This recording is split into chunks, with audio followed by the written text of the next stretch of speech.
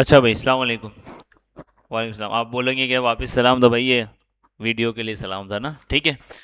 अच्छा, तो हम क्या कर रहे थे भाई? अगर हम यहाँ पे आ जाएं अपने लेआउट के ऊपर, तो हमने इसके अंदर क्या देख लिया था कि सबसे पहले हमने पोजीशन के बारे में देखा था। पोजीशन क्या होती है, जिसके अंदर इनलाइन ब्लॉक एलिमेंट क्या होते हैं, ये सब हमने देख लिए थे, ठीक है। तो चलते हैं, थोड़ा सा देखते हैं इसको। अच्छा, ब्लॉक्स के बारे में हमने देख लिया था। Inline block, block element, inline element क्या होते हैं, ये हमने देख लिया था। उसके बाद फिर हमने 5 टाइप की पोजीशन देखी थी। नॉर्मल फ्लो हमारा कौन सा होता है? जो हमारी पोजीशन स्टैटिक होती है, ठीक है। पोजीशन रिलेटिव हमने देख लिया था। पोजीशन एब्सोल्यूट देख लिया था। पोजीशन रिलेटिव मैंने आपको बताया था, ज़्यादातर हम पेरेंट्स के ऊपर लगा रहे होते हैं, ठीक है। उसके बाद फिर हमने देखा था कि अच्छा, एब्सोल्यूट का हमने देख लिया था कि जैसे ही पोजीशन एब्सोल्यूट लगाते हैं, वो क्या काम करता है आपका, बिल्कुल आपकी अपनी जगह छोड़ता है, और उसके बाद जहाँ भी हम उसको सेट करना चाहें पूरी स्क्रीन के ऊपर वो सेट कर लेता है, ठीक है। पोजीशन रिलेटिव का हमने देख लिया था कि अगर पेरेंट के, अगर मतलब उस चाइल्ड को अगर हमें एक बाउंड्री के अंदर तक महदूद रखना है, तो हम उसके पेरेंट को पोजीशन रिलेटिव दे देते, जिससे क्या होता था कि वो उसका चाइल्ड उस पेरेंट के अंदर ही कहीं भी मूव कर सकता था, पूरी बॉडी के अंदर मूव नहीं कर सकता था, ठीक है। उसके बाद फिर हमने देखा था कि पोजीशन फिक्स क्या काम करती है। फ्लोटिंग एलिमेंट, अच्छा फिक्स हमने देख लिया था कि भाई आपको अगर फिक्स करनी है पोजीशन कि भाई यहाँ से हिलनी नहीं चाहिए, चीज़ यहीं पे होनी चाहिए, भले पेज, पूरा पेज मेरा कितना भी स्क्रॉल हो जाए, या कितना भी जो है ना वो लेंथी हो जाए मेरा जो पेज है, मेरी जहाँ पे मैंने जिस आइटम को फिक्स कर दिया वो अपनी जगह फिक्स रहेगा। बाकी कंटेंट जहाँ जाना चाहे जा सकते हैं, लेकिन जिस एलिमेंट के ऊपर, आइटम के ऊपर मैंने फिक्स लगा दिया, वहाँ पे मुझे फिक्स ही, मतलब कि वो पोजीशन मुझे फिक्स नज़र आएगी, ठीक है। अच्छा, उसके बाद हम आ जाते हैं, ये सारा कोड हमने देख लिया था। पोजीशन हमारा फ्लोटिंग रह गया था, ठीक है। ये पोजीशन जो हमारा फ्लोटिंग एलिमेंट से ये क्या काम करते हैं, तो हम ये देख लेते हैं। अच्छा, जब तक, क्योंकि सी एस एस के बाद फ्लैक्स जो है ना, क्योंकि आज के टाइम पे जो वेबसाइट बन रही होती है ना वो फ्लैक्स से बन रही होती है, ठीक है। तो जब तक सी एस एस के अंदर फ्लैक्स नहीं आया था, तो वेबसाइट के अंदर अगर एक लेआउट है हमारा, फॉर एग्जाम्पल हमारे पास 3 पैराग्राफ है या 3 बॉक्सेस हैं, और उसको मुझे जो है ना एक बॉक्स को रखना है राइट साइड पे, एक बॉक्स को रखना है लेफ्ट साइड पे, एक बॉक्स को रखना है सेंटर के अंदर, तो वो हम यूज़ करते थे फ्लोट के जरिए, फ्लोट एलिमेंट्स के जरिए। अब ये फ्लोट क्या होता है? पहले के टाइम पे ये यूज़ होता था, लेकिन अब जब से फ्लैक्स बॉक्स आ गया, तो अब जो है ना ये फ्लोटिंग वाला आइटम, जो फ्लोटिंग है ना, ये यूज़ नहीं होता। लेकिन जो ज़्यादा यूज़ हो रहा था वो position fix, position relative, position absolute, ठीक है। ये फ्लोटिंग एलिमेंट जब तक फ्लैक्स नहीं आया था, जब तक अभी फॉर एग्जाम्पल आपको फ्लैक्स हमने नहीं पढ़ा तो आपको आता नहीं है, लेकिन अगर मैं आपको असाइनमेंट दे दूं कि भाई मुझे एक बॉक्स या एक पैराग्राफ जो है ना राइट साइड पे चाहिए, एक लेफ्ट साइड पे चाहिए, ठीक है, तो आप किस तरह करेंगे? फिर आपके पास ये फ्लोटिंग एलिमेंट आता है, ठीक है। फ्लोट पे आप सिंपल एक प्रॉपर्टी होती है, उसको आप राइट साइड पे करेंगे तो आपका बॉक्स या टेक्स्ट राइट साइड पे चला जाएगा, लेफ्ट पे करेंगे लेफ्ट पे चला जाएगा, ठीक है। तो ये हमने सारी चीज़ें यहाँ पे देख ली थी। अब आ जाते हैं जेड इंडेक्स। अच्छा, जेड इंडेक्स क्या होता है? Overlapping element. फॉर एग्जाम्पल आपके पास 2 एलिमेंट हैं, ठीक है, और वो जो है ना, जैसे मैं 2 पैराग्राफ लिखता हूँ, जैसे मैं आपको एक ये इसने एक प्रैक्टिस दी हुई है, लेकिन हम एक काम करते हैं, एक बॉक्स लेते हैं, ठीक है, 2 बॉक्स ले लेते हैं अपने पास, हमने वी एस कोड चलाया हुआ है यहाँ पे, ठीक है। सिंपल यहाँ पे आके हम हेलो वर्ल्ड को बंद करते हैं, और यहाँ पे आके हम सिंपल 2 बॉक्स ले लेते हैं।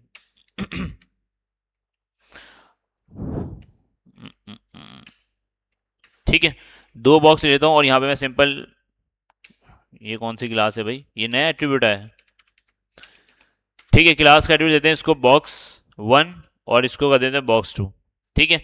और सी एस एस के अंदर आके हम सिंपल इसको बोल देते हैं भाई, बॉक्स 1 को हम बोल देते हैं कि आपकी विड्थ जो है ना वो 200, ठीक है, हाइट आपकी हो जाए 200, और बैकग्राउंड कलर आपका जो है वो एक्वा हो जाए, ठीक है।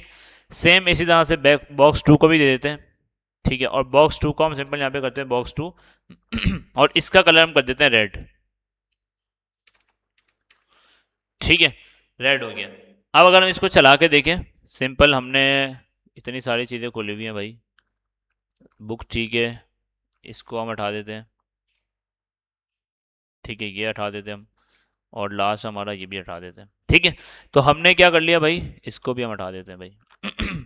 तो हमारे पास क्या आ गया भाई, यहाँ पे कनेक्टेड है ना भाई स्क्रीन, ठीक है। तो देखिए जेड इंडेक्स अब किस तरह यूज़ करते हैं। जेड इंडेक्स बेसिकली जब भी आपको जेड इंडेक्स यूज़ करना हो, तो आपको पोजीशन वाली प्रॉपर्टी यूज़ करना ज़रूरी है, ठीक है। अगर पोजीशन वाली कोई भी प्रॉपर्टी आप यूज़ करते हैं उसके बाद फिर आप जेड इंडेक्स लगा सकते हैं। जैसे कि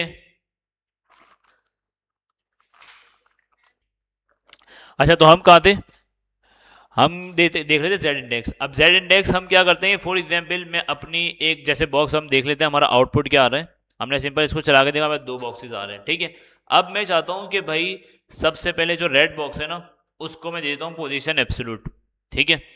अब मैं क्या कर रहा हूँ भाई, अच्छा यहाँ पे इन्होंने क्या किया हुआ है, फिक्स दिया हुआ है। फिक्स को हम छोड़ते हैं, हम अपना बनाते हैं। जेड इंडेक्स बेसिकली काम क्या करता है ये हम देखते हैं, ठीक है। तो सिंपल हम क्या करते हैं कि भाई हमारा जो बॉक्स टू है इसको हम दे देते हैं पोजीशन एब्सोल्यूट, ठीक है। पोजीशन एब्सोल्यूट देंगे तो अभी तो ये जो उसकी जगह है वो वहीं पे रहेगा, ठीक है। लेकिन अगर मैं इसको बोल दूं कि भाई अच्छा ये हमें, सॉरी यहाँ नहीं देना, हम अपने पेरेंट के एलिमेंट के ऊपर देते हैं, ठीक है। पोजीशन एब्सोल्यूट, तो देखिए जैसे ही मैं पोजीशन एब्सोल्यूट लगाया उसने अपनी जगह छोड़ दी और वो पीछे चला गया, मतलब ठीक है, मतलब ये सबसे टॉप पे ऊपर आ गया। मैंने आपको अच्छा मैंने अभी कहाँ पे लगाया ये देख लें, हमने लगाया ये एक्वा के, मतलब कि हमारा जो बैकग्राउंड का एक्वा है ना, तो अब हुआ क्या होगा, इस एक्वा वाले ने अपनी जगह छोड़ी होगी, ठीक है, और टॉप पे ऊपर आ गया होगा। अब अगर देखने जाए ना तो इसके पीछे कौन सा ब्लॉक छुपा होगा, रेड वाला, ठीक है। लेकिन अगर मैं चाहता हूँ कि भाई रेड वाला ब्लॉक जो है वो पहले आ जाए, मतलब रेड वाला ब्लॉक ऊपर आ जाए और एको वाला जो ब्लॉक है, जो दूसरा बॉक्स है वो नीचे आ जाए, तो सिंपल हमारे पास एक प्रॉपर्टी होती है जिसको हम बोलते हैं जेड इंडेक्स। जेड इंडेक्स का काम क्या होता है कि जिस प्रॉपर्टी को आपको ऊपर लेके आना है आप उसकी वैल्यू 1 2 3 4 5 जितना भी आप दें तो वो उसके ऊपर आ जाती है, ठीक है। अगर यहाँ पे देखने जाए, हम देखिए इस बुक के अंदर में क्या बताया हुआ है, देखिए जेड इंडेक्स इसने कहाँ पे लगाया, देखिए इसने क्या किया है, H1 एक था, देखिए पहले इसका आउटपुट देखते हैं। हमारे पास मल्टीपल पैराग्राफ्स हैं और पैराग्राफ के अंदर देखिए H1 जो है ना वो सबसे ऊपर आ रहा है। अब सबसे ऊपर किस तरह आ रहा है, देखिए इसने क्या किया है, पोजीशन फिक्स दे दी, ठीक है, तब के टॉप के ऊपर रहे, टॉप भी इसको दे दिया था, लेफ्ट भी इसको 0 दे दिया, मार्जिन भी इसको दे दिया, ये पैडिंग वेडिंग, ठीक है। जेड इंडेक्स इसने इसको दे दिया 10। अच्छा अब देखिए 10 दिया इसने, लेकिन यहाँ पे आप देखिए पैराग्राफ को इसने क्या कर दिया है, ये पोजीशन रिलेटिव कर दी, और टॉप और लेफ्ट से जो है ना 70 पिक्सल, तो आप देखिए पैराग्राफ जो है हमारा 70 पिक्सल लेफ्ट से हो गया और 70 पिक्सल टॉप से हो गया होगा। लेकिन यहाँ पे एक चीज़ क्या कर रही है इन्होंने, देखिए पोजीशन रिलेटिव दिया तो पोजीशन रिलेटिव क्या करेगा, उस जगह से हिलेगा नहीं, बस टॉप और राइट उसको मिल जाएगा, ठीक है, सॉरी टॉप और लेफ्ट उसको मिल जाएगा। जेड इंडेक्स इसने क्या कर दिया कि जो उसका पेरेंट है जिसको उसने ऊपर दिखाना है, अगर मैं यहाँ पे चाहता हूँ कि भाई मुझे जो है ना जेड इंडेक्स दिखाना है, मतलब कि जिस बॉक्स को मुझे ऊपर दिखाना है, अभी मैं किस बॉक्स को ऊपर दिखा रहा हूँ, जैसे मैंने पोजीशन इसको एब्सोल्यूट दिया, ये बॉक्स ऊपर आ गया। मैं चाह रहा हूँ कि भाई ये जो रेड वाला बॉक्स है ना ये ऊपर ही रहे, मतलब कि ऊपर नजर आए, मतलब जो भी चीज़ आपको जो है ना ओवरलैप करवानी है, ओवरलैप से मुराद ये है कि भाई आपको कोई चीज़, कोई पीछे छुप रही है चीज़, अगर आपको उसको ऊपर दिखाना है तो आप सिंपल उसके लिए यूज़ करते हैं जेड इंडेक्स, ठीक है। जेड इंडेक्स क्या काम करती है, अगर ओवरलैपिंग कोई टेक्स्ट हो रहा है, जैसे अभी मैं बॉक्स पे करवा रहा हूँ, इन्होंने एग्जांपल दे दिया आपको टेक्स्ट की कि भाई एक H1 एक पैराग्राफ है, दोनों को पोजीशन मैंने रिलेटिव देके एक जगह पे कर दिया। अब मैं चाह रहा हूँ कि भाई एक टेक्स्ट जो है ना वो मुझे सबसे ऊपर नजर आए, ठीक है, जो पुराना पीछे टेक्स्ट है उसके भी ऊपर नजर आए। अभी मेरा यहाँ पे मेरा सिनेरियो क्या है कि दो बॉक्स है, मैं चाह रहा हूँ जो रेड वाला ब्लॉक्स है ना वो पीछे छुप गया है, मैं चाह रहा हूँ वो ऊपर नजर आए, एको वाला पीछे चला जाए, ठीक है।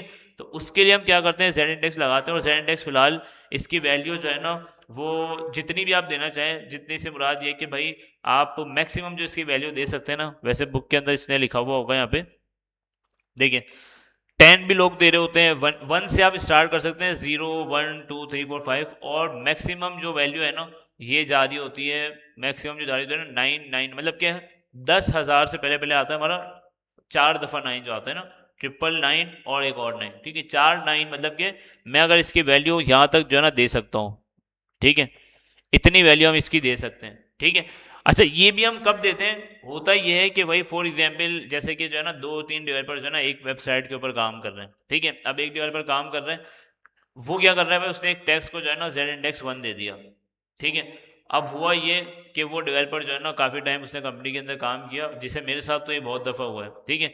कि होता क्या है कि भाई एक डेवलपर आया, काम करना स्टार्ट किया, उसने देखा कि यार मुझे टेक्स्ट के ऊपर शो करवाना है, इमेज के ऊपर मुझे टेक्स्ट शो करवानी है, या टेक्स्ट के ऊपर मुझे इमेज शो करवानी है, तो उसने जेड इंडेक्स उसको 1 दे दिया, ठीक है। तो 1 से क्या होगा, देखिए अगर आपको कोई चीज़ पीछे शो करवानी है ना तो आप उसको माइनस के अंदर भी दे सकते हैं और जीरो के अंदर भी दे सकते हैं, और अगर प्लस के अंदर शो करवानी है तो प्लस भी आप उसको 1 2 3 4 5 आप जो भी वैल्यू देंगे प्लस के अंदर वो प्लस के अंदर शो होगी। अब होता क्या है कि एक वक्त के अंदर लोग जो है ना तीन तीन चार चार चीज़ों को जो है ना जेड इंडेक्स दे रहे होते हैं। तो हमें किस तरह जेड इंडेक्स वर्क, मतलब किस तरह जेड इंडेक्स के साथ काम करना है कि फॉर एग्जाम्पल अगर किसी वैल्यू के साथ जीरो लगा हुआ है और हमें उस वैल्यू के ऊपर हमें अपनी वैल्यू शो करवानी है, तो उसकी हम वैल्यू दे देंगे जेड इंडेक्स वन। अब फॉर एग्जाम्पल पहले से जेड इंडेक्स वन पैराग्राफ के ऊपर लगा हुआ है, मैं चाह रहा हूँ पैराग्राफ के ऊपर हेडिंग आ जाए, तो अब हेडिंग को मैं क्या दूंगा, ऑलरेडी पैराग्राफ के ऊपर जेड इंडेक्स वन लगा हुआ है, तो अब मैं हेडिंग को एक ऊपर वाला नंबर दूंगा कि भाई जेड इंडेक्स, हेडिंग को मैं दूंगा जेड इंडेक्स टू, ताकि वो वन से ऊपर आ जाए। अब फॉर एग्जाम्पल किसी के ऊपर टेन लगा हुआ है, ठीक है, तो आप जब उसको देंगे किसी चीज को, जैसे फॉर एग्जाम्पल बॉक्स ले लेते हैं कि एक बॉक्स है, उसके पास ऑलरेडी जेड इंडेक्स लगा हुआ है टेन, कि भाई वो ऑलरेडी ऊपर आ रहा है, आप चाहते हो कि उसके ऊपर भी एक और एलिमेंट आ जाए, तो आप सिंपल जेड इंडेक्स जिस एलिमेंट को ऊपर लेके आना है आप उसको बोलोगे जेड इंडेक्स, और 10 की जगह आप उसको बोल दोगे क्या, 11, ठीक है, ताकि वो उसके ऊपर आ जाए। तो इस तरह ही नंबरिंग चल रही होती है। तो कितने डेवलपर्स होते हैं, वो तो भाई काम से जान छुड़ाने के लिए क्या करते हैं, वो बोलते हैं यार और बहुत सारे डेवलपर होंगे, जैसे कंपनी होती है ना, कंपनी के अंदर ऑलरेडी एक टाइम से प्रोजेक्ट बन रहा है, अब कोई डेवलपर आएगा वो अपनी मर्जी से जेड इंडेक्स 10 देके चला गया, क्योंकि उसको चीज़ ऊपर दिखानी है। जब आपको डिज़ाइन मिलता है तो डेवलपर्स क्या कर रहे होते हैं, क्योंकि टाइम कम होता है, तो क्या कर रहे होते हैं डेवलपर्स, जल्दी जल्दी जो है ना डिज़ाइन को कंप्लीट करने के लिए जो वैल्यू सामने आती है वो रख के, बस वैल्यू ऊपर हमें शो हो जाए, ठीक है, चीज़ हमें शो हो जाए ऊपर, भले हमने वैल्यू जो दी है भाई वो जाए, जो भी करता है करे, लेकिन फिलहाल हमें जो है ना वो हमें डिज़ाइन कंप्लीट करना है। तो सिंपल हम क्या करते हैं भाई, जेड इंडेक्स की वैल्यू 10 दे दी। अब कोई दूसरा बंदा आया, उसने बोला यार ये जेड इंडेक्स की वैल्यू 10 है, तो मुझे इसके ऊपर एक चीज़ दिखानी है, तो वो क्या करता है उसको 20 कर देता है, 30 कर देता है, तो इस तरह जा जाके जो वैल्यू जो है ना वो 999 तक चली जाएगी, भाई इसके ऊपर कोई वैल्यू होगी ही नहीं, ठीक है। तो ये बहुत सारे डेवलपर इस तरह से गलतियां कर रहे होंगे, जहाँ अच्छा ये गलतियां कहाँ पे हो रही होती है, जिस सॉफ्टवेयर हाउस में या जिस ऑफिस के अंदर कोड चेक आपका नहीं हो रहा होता। अगर किसी का किसी सॉफ्टवेयर हाउस में अगर या ऑफिस में कोड चेक हो रहा हो कि भाई आपने कोड क्या लिखा है, उसको प्रॉपर रिव्यू किया जा रहा हो, तब जाके फिर डेवलपर जो है ना ये वाली गलतियां नहीं करते, वो बोलते हैं कि भाई कोड चेक होगा तो प्रॉपर जो चीज़ हमारी चल रही है ना उस हिसाब से करेंगे। लेकिन अगर जहाँ पे कोड चेक नहीं होता ना, वहाँ पे डेवलपर क्या करते हैं भाई, जेड इंडेक्स की वैल्यू सबसे, अगर कोई चीज़ ऊपर दिखानी हो ना, वो 9999 दे देते हैं कि भाई जाओ सबसे ऊपर वैल्यू यही है, इसके ऊपर कोई है ही नहीं। तो काम से जान छुड़ाने के लिए वो ये करते हैं, तो हमें बिल्कुल प्रॉपर फॉलो स्टेप करने होते हैं।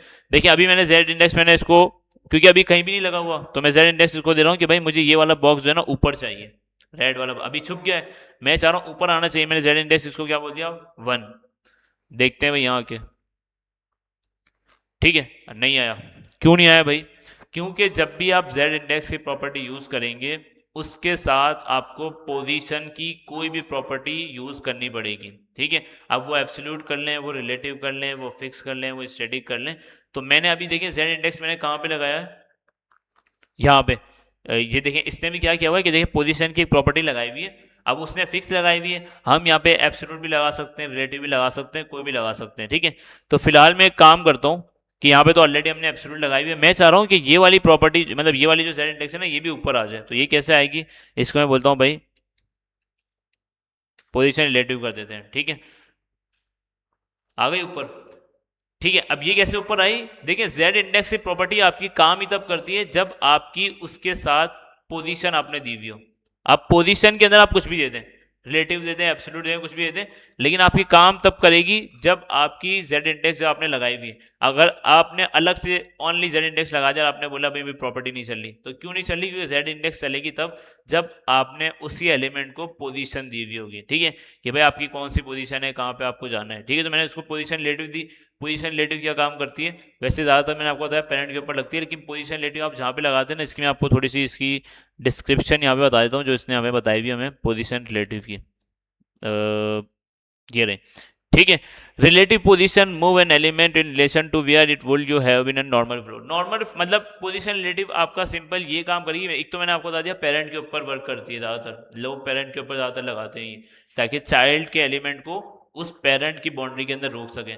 दूसरा ज़्यादातर लोग जो है ना पोजीशन रिलेटिव कब लगाते हैं, जब उनको बिल्कुल सिंपल नॉर्मल फ्लो चलाना होता है, ठीक है। नॉर्मल फ्लो से बुलाते हैं कि भाई उनको कोई ऐसा काम नहीं करवाना, बस ऐसे ही उनके जो है ना मतलब ऐसा काम नहीं कराना। पोजीशन रिलेटिव का सिंपल देखिए अभी नीड हमें पड़ गई पोजीशन रिलेटिव की, कि भाई आपको जेड इंडेक्स लगाना है। अब जेड इंडेक्स के लिए हमें कोई भी पोजीशन लेनी पड़ेगी। अब अगर मैंने पोजीशन उसको एब्सोल्यूट दे दिया, तो वो क्या करेगा, उसको उठा के बॉक्स को पीछे ले जाएगा।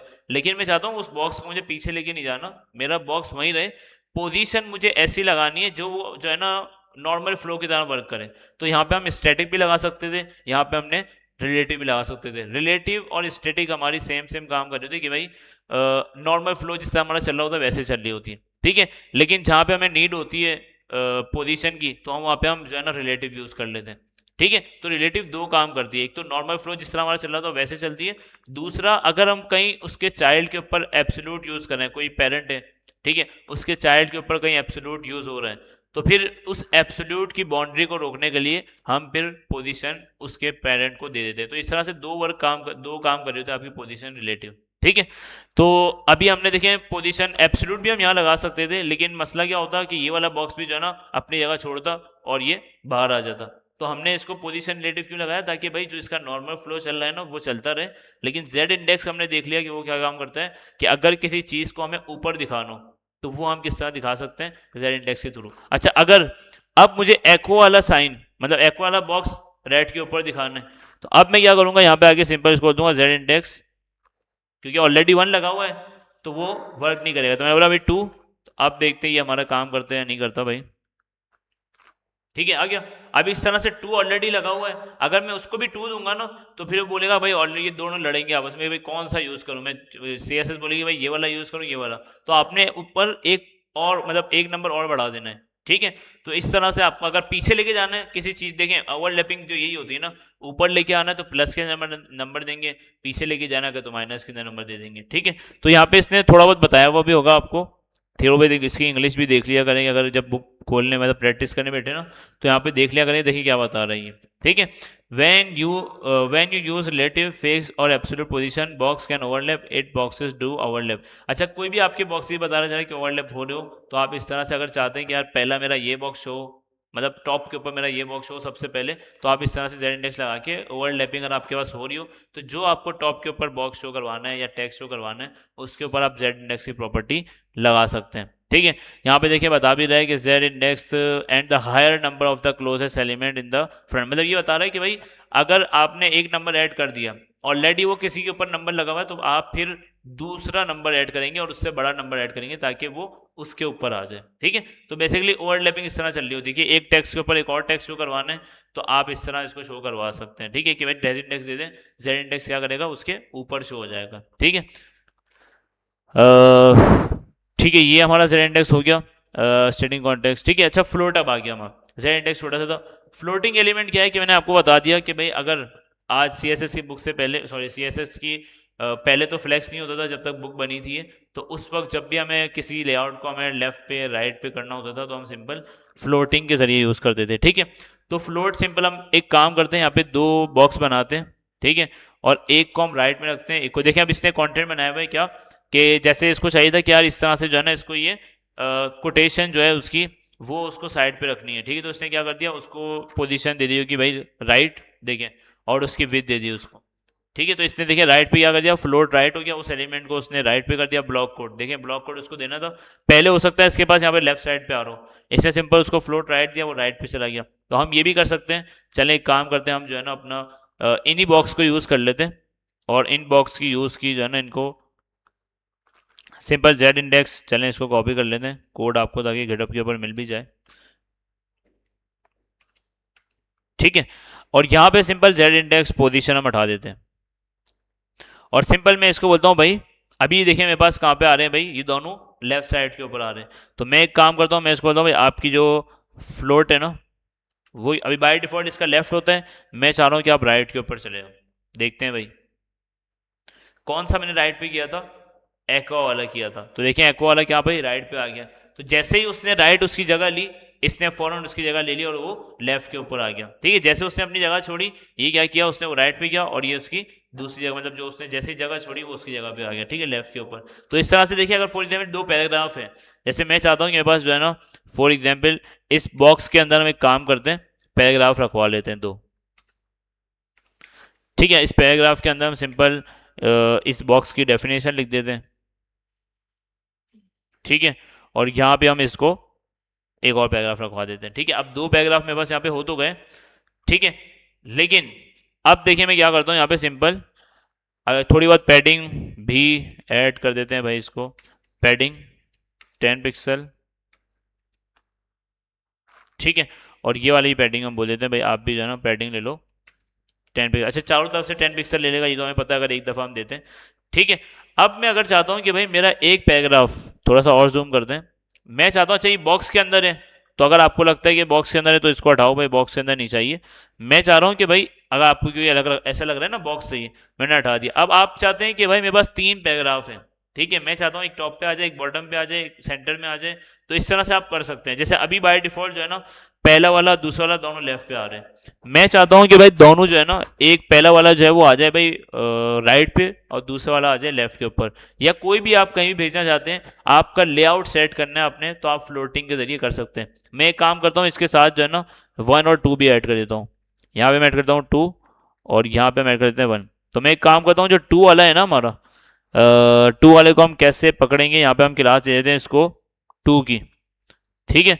और सिंपल यहाँ पे आके इसको हम बोल देते हैं भाई 2, और 2 को हम सिंपल बोल देते हैं भाई फ्लोट, आप जो है ना राइट की तरफ हो जाओ, कि आपका जो पैराग्राफ है ना वो कहाँ पे शो होना चाहिए भाई, राइट के ऊपर, ठीक है। और लेफ्ट तो बाय डिफॉल्ट होता ही है, तो देखें राइट राइट के ऊपर आ गया। अब एक चीज आप नोट करें, पहले जो राइट के ऊपर मैंने किया था, तो वो उसी जो उसकी लाइन थी ना, जो उसका जैसे आपको पता है ना ब्लॉक लेवल एलिमेंट है, ठीक है, तो आपको पता है कि उसी लाइन के अंदर वो लेफ्ट साइड के ऊपर चलेगा। अच्छा, एक चीज आप नोट करें, यही सेम का हमारा वो कर रहा होता है टेक्स्ट अलाइन जो हमारा सेंटर है ना, सेंटर लेफ्ट राइट, वो भी हमारा ये काम कर रहा होता है। लेकिन फ्लोट क्या काम कर रहा होता है, आपका पूरा लेआउट चेंज करता है। अभी देखिए लेफ्ट साइड पे ऊपर आ गया। अगर मैं इसके पहली वाली को करता हूँ, एक काम करते हैं, ये 2 की क्लास को हम करते हैं 1, ठीक है। और यहाँ पे आके इस 2 को हटाते हैं हम, और 1 के ऊपर आके इसको क्लास दे देते हैं, ठीक है। अब देखिए होगा क्या, ये देखिए 1 वाला जैसे ही लेफ्ट साइड के ऊपर आया, सॉरी राइट साइड के ऊपर आया, 2 वाले ने उसकी जगह ली और वो लेफ्ट साइड के ऊपर आ गया, ठीक है। तो यहां से हमारा लेआउट चेंज होता है, ठीक है। कि अगर एक ही लाइन के ऊपर आपके पास, जैसे फॉर एग्जाम्पल मेरे पास 3 बॉक्सेज हैं, ठीक है, ये एक और बॉक्स हम ले लेते हैं यहाँ पे, और इसको बोल देते हैं भाई बॉक्स 3, या बॉक्स 2 ही रहने देते हैं, ठीक है। इसको 3 कर देते हैं हम। तो अब देखते हैं भाई यहाँ क्या होगा मेरे पास। देखें अब मेरे पास क्या हो रहा है भाई, कि पहला जो है ना वो राइट साइड की चला गया, जिसको मैंने पूरी अपना फ्लोट राइट दे दिया। अब दोनों मेरे पास कहाँ पे आ रहे हैं, लेफ्ट साइड के ऊपर। अगर मैं 2 वाले को बोलूं कि भाई आप भी फ्लोट राइट हो जाओ, मतलब इसको ही मैं क्लास दे देता हूँ कौन सी, 1 वाली, ठीक है। तो अब देखते हैं क्या होता है। क्या होगा भाई, अब वो भी लेफ्ट साइड के ऊपर चला गया, और हमारा अब तीसरा एलिमेंट आ गया। अब तीसरे वाले की जगह चौथा एलिमेंट करेंगे, तो इस तरह से वो एक ही लाइन के अंदर राइट के ऊपर जाते रहेंगे, ठीक है, और दूसरा वाला उसकी जगह लेता रहेगा, ठीक है। तो पहले इस तरह लेआउट बनता था कि अगर आपको फॉर एग्जाम्पल आपको एक स्क्रीन दी गई, अब स्क्रीन फिलहाल हमारे पास यहाँ पे है नहीं, लेकिन अगर लेआउट आपको फॉर एग्जाम्पल ऐसा बनाना है कि भाई पहले मेरा ये वाला पैराग्राफ आना चाहिए, या ये जिस तरह अखबार के अंदर होता है ना, न्यूज़पेपर के अंदर होता है कि आपके पास 3 पैराग्राफ आ रहे होते हैं लंबे लंबे, ठीक है। अब आप चाहें और बराबर में इमेज आ रही होती है, तो वो किस तरह पूरा अगर मैं आपको चले ये वाला एक असाइनमेंट दे देंगे, ताकि इससे आपका फ्लोट वाला जो है ना वो क्लियर हो जाएगा। कि सिंपल आप क्या करते थे कि न्यूज़पेपर की अगर थोड़ा सा हम यहाँ पे देखें, कौन सी चल रही है भाई टॉप पे, बीबीसी न्यूज़ ही लगा देते हैं, ठीक है। कौन सी टॉप पे चल रही है आजकल, वीडियो बन रही है, वरना नाम नहीं ले सकते, ठीक है। आज की जो आपका मार्केट में चल रही है आपको पता होगा, नहीं पता, पता होगा, ठीक है। देखिए भाई हमारे पास क्या चल रही है भाई, देखिए यहाँ पे क्या आ रहा है, एक पूरा जो है ना ये देख लें। अब देखिए मेरे पास एक पिक्चर ये आ रही है, एक पिक्चर यहाँ पे इसका कंटेंट। अब ये तीनों एक साथ किस तरह करेंगे, एक तो हमारे पास तरीका है इनलाइन ब्लॉक वाला जो हमने देखा था, ठीक है। लेकिन अगर आप इस तरह से फ्लोटिंग, मतलब फ्लोटिंग यूज करके आप जो है ना एक सेक्शन को राइट साइड पे, एक सेक्शन को लेफ्ट साइड पे, अच्छा ये पूरी जो है ना हमें उस टाइप वाली नहीं दे रहा जिस तरह हमारे पास न्यूज़ चैनल्स होते हैं, ठीक है। होम के ऊपर चलते हैं, ये इस तरह समझ लें, फॉर एग्जाम्पल ये समझ लें कि भाई ये तो मुझे कहीं से अखबार लग ही नहीं रहा भाई, ये पाकिस्तानी खोलना पड़ेगा, ये पाकिस्तानी है कोई, डॉन, डॉन खोल लेते हैं, डॉन न्यूज़, ठीक है। तो देखिए भाई कोई हमारी भाई कोई कोई हमारे टाइप का दिखा दो भाई, पाकिस्तान, नहीं भाई, अखबार की इमेज ही लेनी पड़ेगी हमें मेरे ख्याल से। इमेजेस के अंदर आते हैं, यहाँ पे होगा कहीं ना कहीं, ठीक है। ये काम की चीज़ आ गई ना, ये चाहिए थी हमें, दे ही नहीं रहा कोई, ठीक है। देखिए भाई अब यहाँ पे देखिए आपके पास क्या है कि भाई फॉर एग्जाम्पल आपको मैंने असाइनमेंट दिया है कि भाई आपको एक सारा न्यूज़पेपर बनाना है। अब आप बोलेंगे भाई कंटेंट कहाँ से लाए, कंटेंट तो आप लॉरे में परसेंट डाल देंगे, कोई मसला नहीं है। अब देखिए एक सेक्शन मेरे पास यहाँ पे आ रहा है जिसके अंदर दो सेक्शन है, ठीक है। एक मतलब सेक्शन के पास फॉर एग्जाम्पल एक पेरेंट है, उसके अंदर दो सेक्शन है, तो आप इसका क्या करेंगे भाई, फ्लोट लेफ्ट करके आपने कर दिया, ठीक है। उसके बाद मेरे पास एक और सेक्शन आ रहा है जिसके अंदर चार सेक्शन अलग से आ रहे हैं, ठीक है। फिर एक और सेक्शन आ रहा है जिसके अंदर एक आ रहा है। तो ये अगर मैं आपको असाइनमेंट दूं ना, तो आप सिंपल इसको किस तरह करेंगे, फॉर एग्जाम्पल आप सबसे पहले एक आपका मेन जो पेरेंट एलिमेंट होगा, ठीक है, वो आप लगा देंगे और उसके अंदर सिंपल आप तीन बॉक्सेस लेंगे। फर्स्ट बॉक्स ये वाला होगा जिसके अंदर दो बॉक्सेस आ रहे हैं, ये फर्स्ट बॉक्स। जिसके अंदर चार आ रहे हैं वो सेकंड बॉक्स, और जिसके अंदर एक आ रहा है वो थर्ड बॉक्स, ठीक है। और इनके अंदर फिर आप मजीद जो है ना मतलब दो पैराग्राफ ऐड करेंगे, एक को बोलेंगे राइट पे चले जाओ, एक को बोलेंगे लेफ्ट पे चले जाओ, ठीक है। यहाँ पे चार हैं तो चार चाइल्ड ऐड करेंगे, और एक को बोलेंगे भाई तुम भी राइट पे जाओ, फिर तुम भी राइट पे जाओ। इस तरह से राइट करके लेफ्ट करके हम एक साथ जो है ना ऐड करते रहेंगे, ठीक है। तो राइट पे चला जाएगा, लेफ्ट पे चला जाएगा। यहाँ से अगर हम राइट करेंगे तो राइट से हमारा स्टार्ट होएगा, यहाँ से हम लेफ्ट पढ़ेंगे तो लेफ्ट पे। अच्छा, अगर हमने अभी राइट किया हुआ है, इसको हम बंद करते हैं। अभी हमने इन दोनों को क्या किया हुआ, राइट किया हुआ। अगर यहाँ पे आके हम अपना थोड़ा सा देखें कहाँ है भाई, ये रहा, ठीक है। अभी देखें राइट पे जाता जा रहा है ये, ठीक है। अगर मैं इसको बोल दूं भाई राइट नहीं, अब आप लेफ्ट पे स्टार्ट करो, ठीक है। तो लेफ्ट पे ही क्या करेगा भाई, लेफ्ट पे ऑलरेडी जो है ना एक एक लाइन के अंदर ये तीनों को दिखाता रहेगा, ये देखें, ठीक है। अच्छा, अब इसके ऊपर लेफ्ट क्यों काम कर रहे हैं, क्योंकि मैंने सिंपल इसको देखें क्या किया हुआ है, वन की जो क्लास है ना, देखें इसकी मैं हटाता हूँ, पहला बाय डिफॉल्ट तो लेफ्ट, ये सारे लेफ्ट के ऊपर आ रहे हैं। अब ये देखें इसने क्या काम कर दिया, ओवरलैप करना शुरू कर दिया। क्यों भाई, बॉक्स टू और इसको भी हटाते हैं हम, ठीक है। चलें देखते हैं पहले हमारे पास अभी क्या आ रहा है, ठीक है। तीन पैराग्राफ आ गए। अब मैं सिंपल एक काम कर रहा हूँ कि जो थर्ड वाला है इसको हम लेफ्ट साइड पे रखना चाहते हैं। हमारे पास से ऑलरेडी सारे लेफ्ट साइड के ऊपर है, हम इसको राइट साइड ही दे सकते हैं, ठीक है। आप राइट साइड के ऊपर हो जाओ, तो मैं सिंपल इसको टू वाले को राइट देता हूँ, तो देखते हैं टू वाला हमारा कहाँ जाता है, वन, या इसको बोल देते हैं भाई फ्लोट, फ्लोट ही देते हैं यहाँ पे क्लास, ठीक है। और इस फ्लोट को जो है ना हम यहाँ पे नाम दे देते हैं क्लास का, ताकि जिसको फ्लोट देंगे ना वो चलना शुरू हो जाएगा। अच्छा, लेफ्ट की जगह हम करते हैं इसको राइट, ठीक है। तो अब देखिए ये क्या करेगा, ये किस वाले को राइट दिया मैंने, टू को, तो टू वाला राइट पे आ गया, ठीक है। थ्री वाले को मैं अगर राइट दूं तो थ्री वाला भी क्या करेगा, वो उसके बराबर से स्टार्ट हो जाएगा, राइट में तो जाएगा लेकिन उसके बराबर से स्टार्ट हो जाएगा, ठीक है। इस तरह से फोर फाइव सिक्स, तो इस तरह से आप अगर न्यूज़पेपर आपको बना दिया जाए तो इस तरह से आप इसको बना सकते हैं। लेकिन ये बहुत मुश्किल तरीका है, मतलब मुश्किल से मुराद है कि है तो इजी कि आप राइट पे करेंगे राइट पे आ जाएगा, लेफ्ट पे करेंगे लेफ्ट पे आ जाएगा। लेकिन जब आगे जाके हम सीएसएस की बुक खत्म होने के बाद हमारा जो डायरेक्ट टॉपिक होगा वो फ्लैक्स बॉक्स से होगा, तो इससे फ्लैक्स बॉक्स से जो है ना आपका समझेंगे ज़िंदगी आपकी आसान हो जाती है। लेआउट आज के टाइम पे जितने ही बनते हैं वो फ्लैक्स बॉक्स और ग्रिड सिस्टम के थ्रू बनते हैं। मतलब जितनी भी कॉम्प्लेक्स वेबसाइट होती है ना, कि भाई जैसे कि अभी मैं आपको बताऊं कि भाई फॉर एग्जांपल ये मुझे बनानी है, कोई ख़तरनाक आ जाए, या वो जो भी वो दिखा रहे थे ना मैं न्यूज़ वाले, वो भी सही था, ठीक है। ये देखें फॉर एग्जाम्पल मुझे इस तरह का लेआउट बनाना है, ये कि भाई लाइन यहाँ पे ये वाले सेक्शन के अंदर इमेज भी आ रही है, टेक्स्ट भी आ रहा है, फिर बीच वाले सेक्शन के अंदर सिर्फ इमेज आ रही है, थर्ड वाले सेक्शन के अंदर टेक्स्ट भी आ रहा है, इमेजेस भी आ रही है। तो ये कॉम्प्लेक्स लेआउट होता है। तो ये कॉम्प्लेक्स लेआउट हम किस तरह बनाते हैं, फ्लैक्स के थ्रू हम बना सकते हैं और ग्रिड सिस्टम के थ्रू बना सकते हैं। कि हम सी एस एस की जैसे हमारी खत्म हो जाएगी उसके बाद हम स्टार्ट करेंगे टॉपिक, लेकिन फ्लोट से आप ये काम करने जाएंगे ना तो थोड़ा सा मुश्किल रहेगा आपको, ठीक है। काम इससे भी हो जाएगा, राइट पे जाना है लेफ्ट पे जाना है, काम आपका चल जाएगा। लेकिन अगर आप फ्लैक्स से करेंगे ना ये काम, तो एज कम्पेयर टू फ्लोट बहुत जल्दी भी हो जाएगा और बहुत ईजी लगेगा आपको, ठीक है। तो जब भी आपको ये पहले, क्योंकि देखिए पहले चीज़ें जो है ना थोड़ी सी मुश्किल थी, अब सी एस एस की बुक आई थी तब लोग सारे इसी से काम करते थे।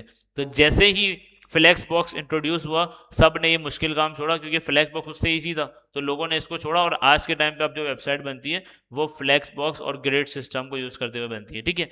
और इस तरह से फ्लोट से आज के टाइम पे कोई वेबसाइट, मेरे ख्याल से जो पुरानी वेबसाइट होगी ना, पुरानी से मुराद भी 2004 की, 2005 की या 2000 सन के अंदर जो वेबसाइट बनती होगी उसके अंदर लोग फ्लोट यूज़ करते होंगे। बल्कि आज के टाइम पे कोई भी, यहाँ तक कि अभी भी जो मार्केट से डेवलपर निकल रहा है या आज से 5 साल पहले भी कोई तैयार होकर निकला है, तो वो भी जो है ना उसको भी फ्लैक्स आता होगा, ठीक है। तो फ्लैक्स अब काफ़ी पॉपुलर हो गया, लोग वेबसाइट के अंदर जो है ना वो फ्लैक्स और ग्रिड यूज़ कर रहे होते हैं, तो यहाँ पे हम दोनों डिस्कस करेंगे।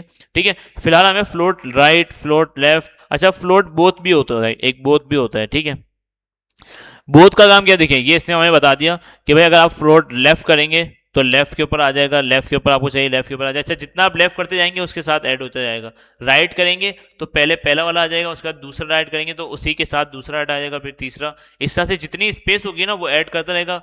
जहां पे स्पेस खत्म हो गई तो अब फिर उसको नीचे लाइन से वो स्टार्ट करेगा। ठीक है, तो अगर कोई भी आपका कंटेंट हो या पैराग्राफ हो या बॉक्स हो, उसको आपको उसका लेआउट आपको राइट साइड पे करना है तो आप फ्लोट राइट कर सकते हैं, लेफ्ट साइड पे करना है बाय डिफॉल्ट लेफ्ट पे ही होता है। ठीक है, वरना पोजीशन के थ्रू भी आप चेंज कर सकते हैं। तो बेसिकली आज ये चैप्टर का नाम ही लेआउट है कि अगर आपको लेआउट चेंज करना है तो आप किस तरह कर सकते हैं। तो एक तरीका उन्होंने फ्लोट बता दिया, एक तरीका आपको पोजीशन बता दिया, तो ये सारे तरीके हैं। ठीक है, अच्छा फ्लोट को अगर क्लियर करना है तो सिंपल आप इसके एक प्रॉपर्टी होती है क्लियर लेफ्ट। फॉर एग्जाम्पल अगर कोई फ्लोट जो है ना राइट के ऊपर है, आप बोलते हैं कि भाई उसको एक प्रॉपर्टी, उसको क्लास दिया और उसको बोल दिया क्लियर लेफ्ट, तो ये क्या करेगा भाई, आपका जो फ्लोट राइट के ऊपर है ना उसकी स्टाइलिंग को क्लियर कर देगा और उसको लेफ्ट के ऊपर ला के रख देगा, जिससे हमारा बाय डिफॉल्ट लेफ्ट के ऊपर होता है। ठीक है, तो ये आप चला के देख लेना, कोई इतना मुश्किल नहीं है। देखिए अभी ये सारा क्या कर रहा है, इसको देखें, देखिए ये इसने लाइन टू लाइन एग्जाम्पल दी हुई है। अगर यहाँ पे देखने जाए ना और यहाँ पे आप देखें,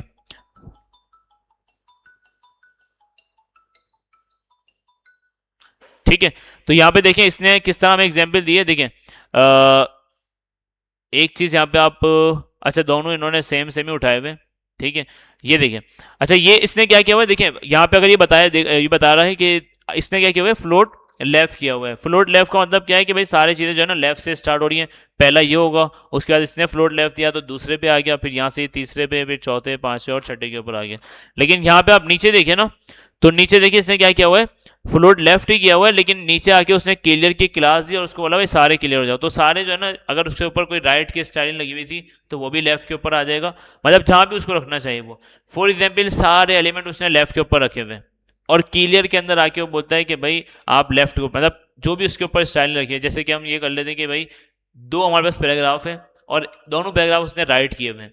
अब वो चाहता है कि जो राइट के ऊपर जो स्टाइलिंग कर दी है ना फ्लोटिंग, मैं क्लियर करवाना चाहता हूँ, तो सिंपल क्लियर की प्रॉपर्टी है वो ऐड करेगा और उसको बोल देगा लेफ्ट, तो वो सारी प्रॉपर्टी वापस से अपनी इनिशियल पोजीशन जो थी लेफ्ट साइड वहाँ पे आ जाएंगी। ठीक है, लेकिन मैंने आपको बता दिया कि ये फ्लोट वाला जो है ना वो इतना जो यूज़ नहीं होता, और थोड़ा सा अगर जब हम फ्लैक्स पढ़ेंगे ना तो आप समझेंगे कि भाई फ्लैक्स बहुत ईजी है। ठीक है, तो ईजी बहुत है, उसके दो तीन गेम, एक गेम मतलब गेम्स तो उसके बहुत है फ्लैक्स सीखने के, तो हम वो भी देखेंगे। यहाँ पे भी गेम खेलना सीखेंगे भाई फ्लैक्स का गेम किस तरह होता है। उससे क्या होता है कि फ्लैक्स बॉक्स हमें ईजिली आ जाता है। ठीक है, समझ आ जाता है।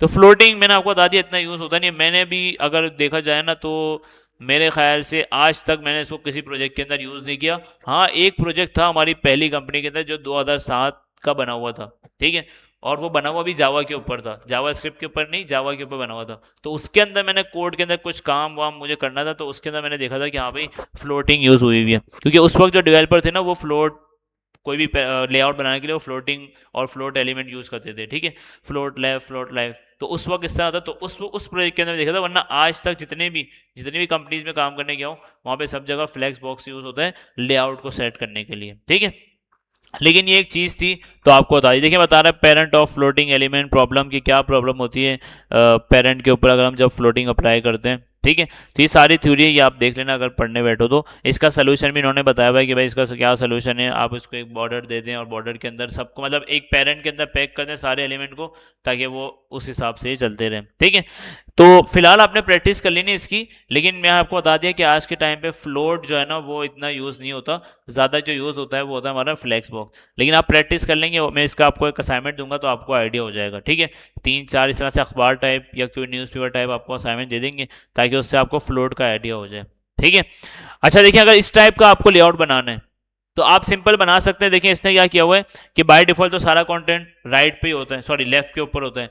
एक कंटेंट उसने राइट पे करना था, उसने सिंपल उसको फ्लोट लेफ्ट किया, राइट किया तो राइट के ऊपर आ गया। और उसने देखिए उसको विथ भी दी हुई है कि भाई आपकी कितनी विथ होनी चाहिए, अगर आप लेफ्ट के ऊपर हो, आप राइट के ऊपर हो तो आपकी कितनी विथ होनी चाहिए, तो ये भी उसने उसको बताया हुआ है। ठीक है, तो आप विथ देके भी दे सकते हैं, ऑलरेडी विथ की प्रॉपर्टी, मार्जिन की प्रॉपर्टी हम ऑलरेडी पढ़ चुके हैं। ठीक है, अच्छा, उसके बाद हमारा स्क्रीन साइज। अच्छा, अब ये क्योंकि लेआउट के अंदर स्क्रीन साइजेस भी आती है। अब जब मैंने आपको लास्ट क्लास के अंदर ये बताया था कि हमारे पास जब वेबसाइट हम बनाने बैठते हैं तो एक साइज की स्क्रीन नहीं होती। वही वेबसाइट हम ऐसी वेबसाइट कोशिश करते हैं बनाए जो मोबाइल के ऊपर भी सही चले, लैपटॉप के ऊपर भी सही चले, पीसी के ऊपर, प्रोजेक्टर के ऊपर, यहाँ तक कि कोई भी मोबाइल हो, आईफोन हो, एंड्रॉइड हो, सबके ऊपर हमारी वेबसाइट जो है ना सही चलनी चाहिए। ठीक है, तो उसके लिए हमें लेआउट, ये जो बता रहा है कि भाई हमारे पास लेआउट पैसेज बता रहा है कौन कौन से होते हैं। अगर आईफोन 4 की बात करें तो उसका साइज जो है 3.5 इंच होता है। ठीक है, और पिक्सल्स उसके कितने होते हैं भाई, ये हमारी क्या होती है, जो सेकंड वैल्यू होती है वो हाइट होती है और फर्स्ट वैल्यू हमारी विथ होती है। ठीक है, ऑलरेडी आपको पता है, हम ब्राउजर के अंदर जब चेक करते हैं, जब उसको क्लोज करते हैं तो वहाँ पे आपको शो हो रहा होता है। ठीक है, अगर मैं यहाँ पे आपको दिखा दें, हम यहाँ पे देखें, मैं जैसे इसको इंस्पेक्ट करता हूँ तो यहाँ पे आपके पास देखें ऊपर टॉप के ऊपर आपके पास जो है ना, जो लास्ट वैल्यू है वो आपकी हाइट होती है, पिक्सल्स के अंदर शो करता है, और जो फर्स्ट वैल्यू होती है आपकी वो विथ होती है। ठीक है, तो यहाँ पे ये बता रहा है कि भाई आईफोन 4 जो होता है उसकी जो है मतलब वो हाइट इतनी होती है, विथ इतनी होती है, उसकी इंच मतलब उसकी स्क्रीन का साइज जो होता है 3.5 होता है, और आईपैड की बात करें तो वो 9.7। तो ये बता रहा है कि हर स्क्रीन साइज आपके पास डिफरेंट डिफरेंट होती है। तो हर स्क्रीन साइज के ऊपर उसकी स्क्रीन की रेजोल्यूशन क्या होती है। देखिए अब ये मैकबुक के ऊपर आ गया, मैकबुक 13, और फिर 27 आई मैक के ऊपर आ गया। तो ये डिफरेंट साइजेस आपको बता रहा है कि भाई हर साइज की आपका स्क्रीन होती है। तो जब भी आप असाइनमेंट बनाने बैठते हैं, या सॉरी जब भी आप वेबसाइट बनाने बैठते हैं तो आपको हर स्क्रीन का ख्याल रखना होता है। क्योंकि फॉर एग्जाम्पल अब जैसे व्हाट्सएप है, ठीक है, अब व्हाट्सएप ने जब अपना जो भी लॉन्च किया बनाया तो उसने क्या किया कि भाई उसने ऐसी चीज़, सॉरी व्हाट्सएप को छोड़ते हैं, फेसबुक के ऊपर जाते हैं। अब फेसबुक आप देखिए मोबाइल के ऊपर चलाते हैं, वहाँ भी आपका चल रहा होता है, बिल्कुल एक्यूरेट चल रहा होता है, कहीं जो है ना आगे पीछे नहीं जा रहा होता। ठीक है, अगर टैबलेट की बात करें तो टैबलेट के ऊपर भी सही, वेबसाइट की बात कर रहा हूँ, वैसे तो फेसबुक ने अपनी एप्लीकेशन भी बनाई हुई है, वेबसाइट की बात कर रहा हूँ। ठीक, जैसे सैलानी की बात कर लें, सैलानी में भी अपनी एप्लीकेशन बनाई हुई है और वेबसाइट भी बनाई हुई है। लेकिन अगर वेबसाइट को आप मोबाइल के ऊपर चलाएंगे तो देखिए पूरी रिस्पॉन्सिव हर तरीके से आपको एक्यूरेट मिल रही होगी। सेम इस तरह से लैपटॉप पे चला लें, टैबलेट पे चला लें, प्रोजेक्टर पे चला लें, सब जगह आपको जो है ना, जैसे ये LMS है ना, ठीक है, तो यहाँ पे आप देखें, इसको अगर मैं स्मॉल भी कर लूँगा तो ये भी सही चल रहा होगा, क्योंकि हर स्क्रीन साइज के हिसाब से आपको लेआउट सेट करना होता है। तो जब भी आप वेबसाइट बनाने बैठे प्रॉपर अभी भी, तो आप कोशिश क्या करें कि ऐसा लेआउट बनाएं कि भाई आप एक दफ़ा चला के देख रहे हैं, जब लाइव करें ना तो लाइव लिंक अपने मोबाइल में चला के देख रहे हैं क्या मोबाइल के अंदर सही चल रही है। अगर नहीं चल रही तो उसकी सेटिंग देख लें किस तरह होगी, वरना वो आगे जाके हम पढ़ेंगे किस तरह हम अपनी वेबसाइट को रिस्पॉन्सिव बना सकते हैं। इसको हम बोलते हैं रिस्पॉन्सिव, इसके लिए हम मीडिया क्यूरी यूज़ करते हैं। और मीडिया क्यूरी हम जो है वो CSS की बुक ख़त्म होने के बाद, फ्लैक्स, बहुत सारी चीज़ें, उसके बाद हम फिर मीडिया क्यूरी भी पढ़ेंगे। मेरे ख्याल से आपके आउटलाइन के अंदर देखा जाए तो आपके पास जो मीडिया क्यूरी है वो कहाँ पे है भाई, ये रहे। ठीक है, एनिमेशन के बाद मीडिया क्यूरी, तो हम पहले मीडिया क्यूरी पढ़ लेंगे फिर एनिमेशन पढ़ लेंगे, कोई मसला नहीं है। ठीक है, अच्छा, तो पेज साइज बता रहा है कि मल्टीपल साइज के पेजेस होते हैं। ठीक है, देखिए मैकबुक का साइज आपको ये बता रहे हैं। ठीक है, इस तरह से बहुत मल्टीपल, फिक्स विथ लेआउट। अच्छा, अब लेआउट की बात कर रहे हैं कि हमारे पास जो है ना दो तरह के लेआउट होते हैं। अच्छा, दो तो नहीं, देखते हैं अभी कितने बता रहा है ये। हाँ, दो तरह के होते हैं, एक होता है लिक्विड लेआउट और दूसरा होता है हमारे पास fixed width layout. For example आप देखें, एक चीज मैं आपको यहाँ पे दिखाता हूँ, इस चीज को बंद करता है। ये लिक्विड लेआउट क्या होता है और फिक्स लेआउट क्या होता है। लिक्विड लेआउट का मतलब ये होता है कि आपकी वेबसाइट जिस स्क्रीन के ऊपर चलाएं वो बिल्कुल सही चल रही हो, मतलब कि कहीं से उसका कोई मसला, कोई इशू ना आ रहा हो कि भाई किसी भी वेबसाइट पे मतलब किसी भी स्क्रीन साइज के ऊपर चला लें। ये मैं आपको लिक्विड लेआउट के एग्जाम्पल बता रहा हूँ कि किसी भी स्क्रीन साइज के ऊपर चला लें, आपकी स्क्रीन जो आपने जो भी आपने वेबसाइट बनाई है वो प्रॉपर आपको हर स्क्रीन के ऊपर सही चल रही हो, उसकी बाय डिफ़ॉल्ट जो है ना वो साइज़ अपने उठा रहा हो, मतलब जो स्क्रीन साइज चल रहा है ना उस हिसाब से अपनी वेबसाइट को जो है ना वो विजिबल बना रहा हूँ कि भाई जो स्क्रीन का साइज आ जाए मैं अपने हिसाब से इसको सेलेक्ट कर लूँगा। एक होता है fix width layout. Fix width layout क्या होता है कि जो आपने विथ दे दी ना, आपकी वेबसाइट बस उसी विथ के ऊपर चलेगी। ठीक है, उससे ज़्यादा ना आगे जाएगी ना पीछे जाएगी। ठीक है, तो दो तरह के लेआउट होते हैं। तो ज़्यादातर जो प्रेफर किया जाता है वो लिक्विड लेआउट प्रेफर किया जाता है कि भाई कोई भी स्क्रीन साइज आ जाए। अब फॉर एग्जाम्पल मैंने वेबसाइट बनाई है इस स्क्रीन के ऊपर और उस वेबसाइट को मैं चला रहा हूँ प्रोजेक्टर के ऊपर, तो अब प्रोजेक्टर का साइज स्क्रीन का बड़ा है, तो मेरी वेबसाइट ऐसी होनी चाहिए बिल्कुल लिक्विड लेआउट की तरह कि भाई जिस स्क्रीन के ऊपर खुले मेरी वेबसाइट प्रॉपर चलनी चाहिए। अब मैं आपको इसकी एग्जांपल बता देता हूँ। जैसे देखें इसने भी बताई भी हमें लिक्विड लेआउट। देखें लिक्विड लेआउट क्या होता है, ये देखें इसने liquid layout design stretch and contrast contract as the user increases और decreases the size of the browser window they tend.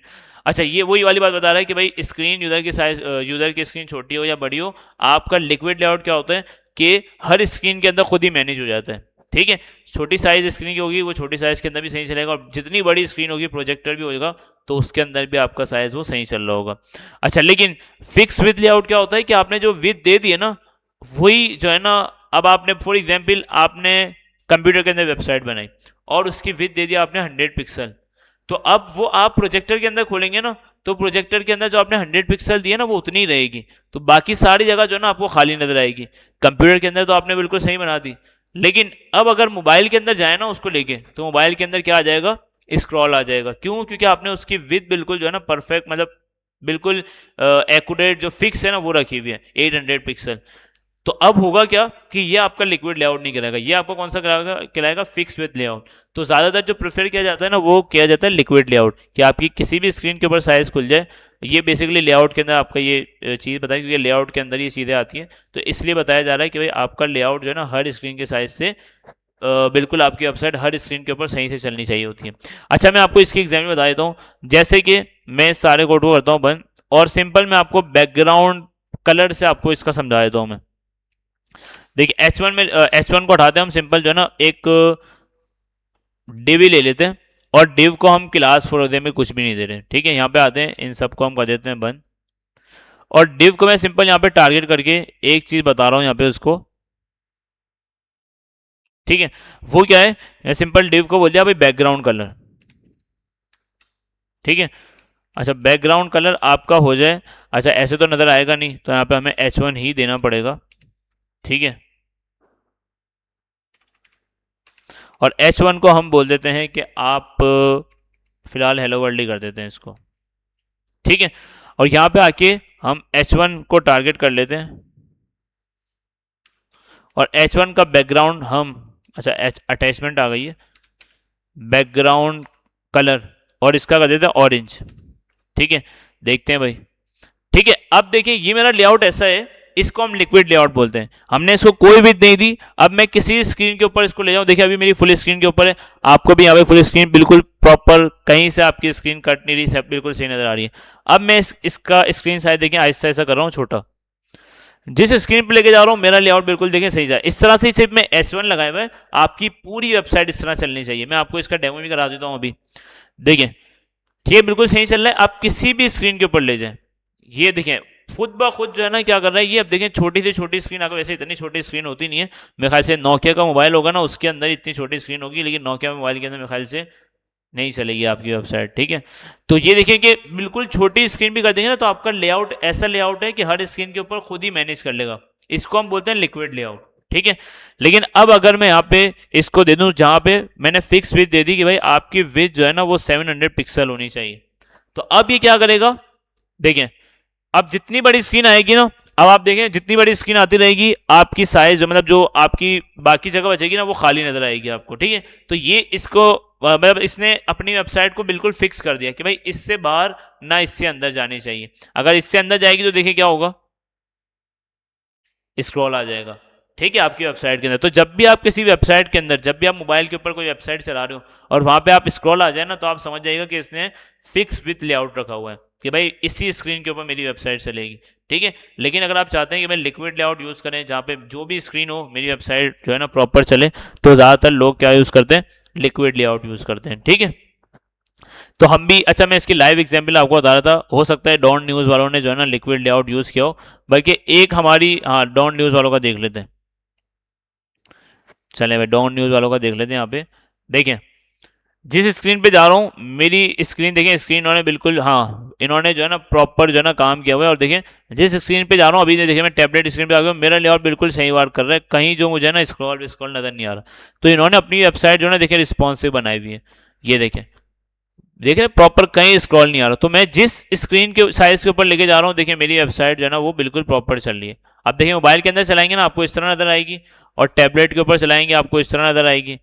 ठीक है, और लैपटॉप के ऊपर चलाएंगे इस तरह नजर आएगी, और पीसी के ऊपर चलाएंगे तो आपको इस तरह नजर आएगी। ठीक है, तो ऐसा उसने लेआउट बना दिया कि बिल्कुल लिक्विड लेआउट है कि आप इसको विथ, इसने प्रॉपर विथ जो है ना फिक्स नहीं रखी। तो इस तरह आप वेबसाइट को बना सकते। जब भी आप वेबसाइट बनाने बैठे तो आप कोशिश करें, आप लोगों ने भी कभी कभी बनाए अभी अब तक जितने असाइनमेंट बनाए, तो अगर आपने उस वेबसाइट को मोबाइल के अंदर चलाया होगा ना, तो आपको आइडिया होगा कि भाई मैंने किसी की विथ ज़्यादा दे दी है, कम दे दी है, तो वो स्क्रॉल आ जाता है आपके पास। तो इसलिए आपने बस ये याद रखना है कि जब भी आप वेबसाइट बनाएं तो आपने लिक्विड लेआउट्स का यूज़ करते हुए बनानी है। और लिक्विड लेआउट क्या होता है कि आप फिक्स विथ नहीं देते, ठीक है, या मिनिमम मैक्सिमम दे देते हैं कि भाई मिनिमम क्या होनी चाहिए, मैक्सिमम क्या होनी चाहिए। वरना इसके लिए भी आगे जब हम जाएंगे फ्लैक्स बॉक्स के ऊपर, तो फ्लैक्स बॉक्स हमारा ये भी हल बना देता है। लेकिन एक ये इन्होंने समझाया हुआ था कि आप जब भी वेबसाइट बनाएं तो लेआउट इस तरह से रखें।